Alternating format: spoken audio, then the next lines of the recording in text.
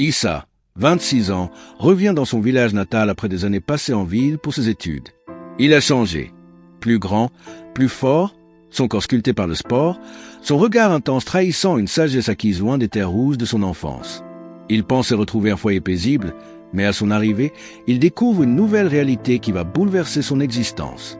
Son père, Mbal, chef respecté du village et figure imposante, s'est remarié avec Malia, une femme aussi envoûtante que mystérieuse.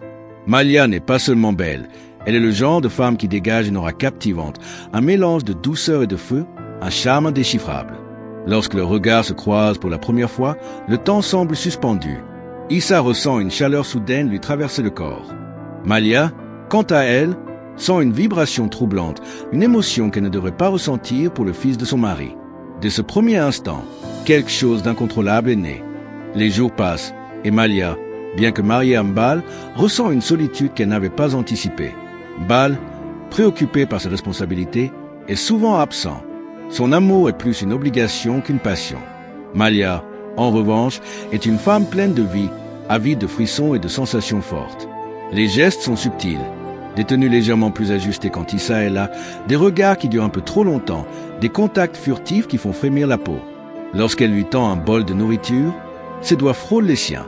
Lorsqu'elle passe près de lui dans la cour, son parfum l'effleure comme une caresse invisible. Issa lutte, il sait que c'est mal, que cette femme est intouchable, mais son corps et son âme crient un autre langage. Un soir, alors qu'il va puiser de l'eau au puits du village, il tombe sur Malia.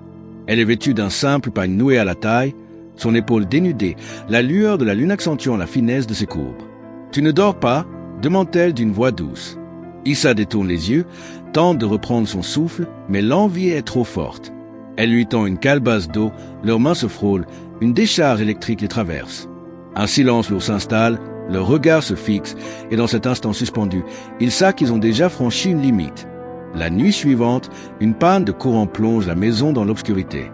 Issa est allongé sur sa natte, tentant de trouver le sommeil malgré le tumulte dans son cœur. Puis, un bruit léger, une porte qui grince. Une ombre se glisse dans la pièce. Malia est là, sa silhouette à peine visible dans l'obscurité. Son souffle est court, son cœur bat à tout rompre. Elle sait qu'elle ne devrait pas être ici, mais elle ne peut plus résister. « C'est mal ?» murmure Issa, la voix tremblante. « Mais c'est trop fort ?» répond-elle en avançant. Leur passion explose. Une nuit volée, un moment de plaisir et de folie où ils brisent toutes les chaînes de la raison. Mais l'amour interdit est toujours suivi d'un prix à payer. Ce qui devait être une unique nuit d'égarement devient un poison lent. Chaque rencontre clandestine les rend plus dépendants l'un de l'autre. Chaque regard échangé en plein jour est une invitation muette, mais les murs du village ont des oreilles. Une servante, ayant remarqué l'absence nocturne de Malia, commence à nourrir des soupçons. Un voisin aperçoit un échange de regards trop chargés d'émotions. Bientôt, Mbal lui-même ressent une étrange tension dans l'air. Sa femme semble distraite. Issa évite son regard. Quelque chose ne tourne pas rond. Un soir, un ancien du village vient murmurer à l'oreille du chef. « Ouvre les yeux, Mbal. L'honneur de ta maison est en jeu. Le feu court sous la braise, prêt à tout consumeur. Lorsque la vérité éclate, c'est un séisme. Mbal entre dans une colère noire. L'adultère est une offense impardonnable, un sacrilège contre les ancêtres. Les anciens du village convoquent un conseil. Issa et Malia sont traduits devant la communauté. La sentence est terrible.